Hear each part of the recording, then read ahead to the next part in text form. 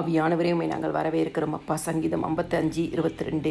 கர்த்தர் மேல் உன் பாரத்தை வைத்துவிடு, அவர் உன்னை ஆதரிப்பார், நீதிமானை ஒருபோதும் தள்ள விட்டார். கிறிஸ்துவுக்குள் பிரியமானவர்களே, ஏதோ ஒரு பாரம் உங்கள் இருதயத்தை அழுத்து கொண்டு இருக்கிறது என்று சொன்னால் அந்த பாரத்தை கர்த்தராகிய இயேசு கிறிஸ்துவின் மேலே வைத்து விடுங்கள்.